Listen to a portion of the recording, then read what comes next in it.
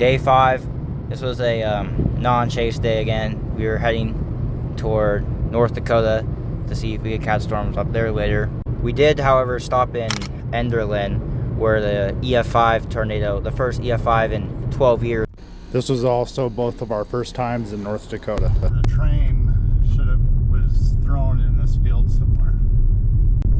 The 75,000 ton train car that got thrown 158 yards is at the point where we turn around shortly. Looks like they cleaned up pretty well. I mean, it should have gone like right over this spot too. Even a year later, I thought this part of the damage path would be worse than the second part we checked out, just because it tossed a 75,000 ton train car, but I was wrong. And I know pictures and videos never do justice. It definitely didn't do justice with seeing the damage in person. It was pretty wild. This is really when we saw the second area of damage.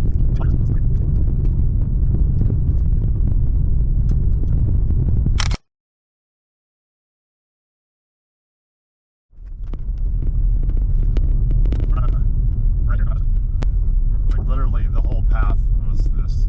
The whole path was this thing. It's hard to even imagine. I think you really have to zoom out to see the level of impact, but it's got to still be here. It's only been a year. And you could still see the damage today. Like the trees, it was crazy. Like it looked like a bomb exploded there. Up to the right here, after this creek, there's EF5. You can see where the damage was. Look at the trees. Holy moly. Talk about damage.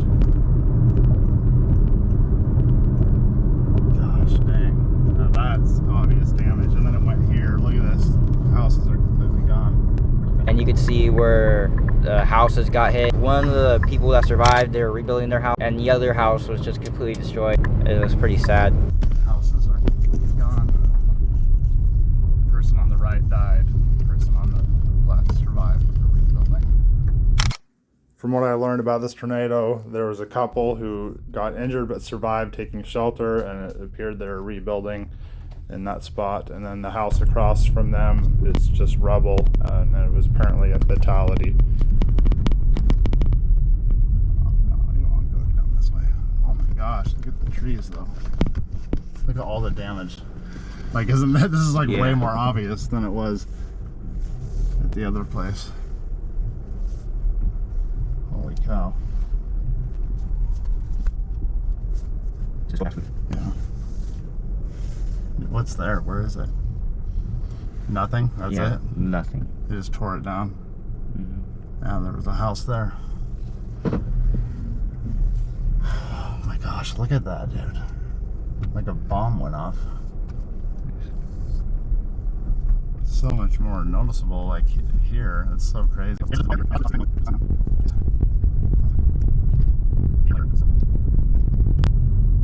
This sign is sideways too. Look at that. Oh my gosh. Look at the roots sticking out of the ground right there.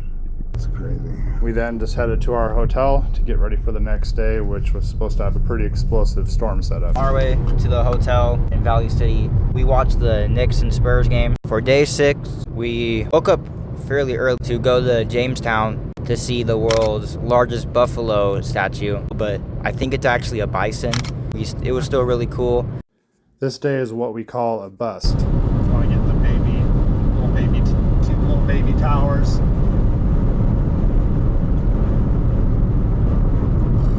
Before the storm breaks the cab. So we drove a lot of miles, I think 638 miles this day, and a lot of it was back and forth. We first went east toward Bismarck, where the more certain setup was of a line of explosive supercells could develop. About 200 miles east, I learned that there was a chance for an isolated supercell east toward Fargo.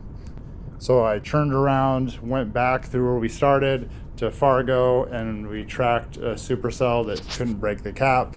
And then we found another supercell more south by the South Dakota border. That one didn't break the cap.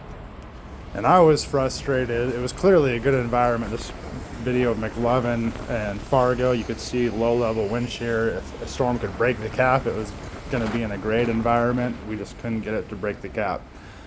We even drove back west again and to try to intercept the line of storms, and I was super tired, so I just turned around back to Fargo, and we stayed at this hotel. Eventually the line of storms came over at 2 in the morning, and that's what you're looking at now.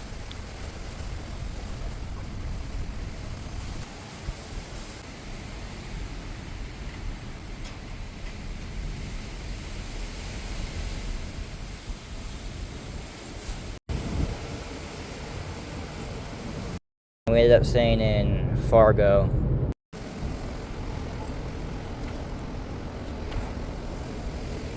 The motel, I wasn't a big fan. There were a lot of tweakers around the area, it seemed like, but at least we got a storm at night, good lightning show.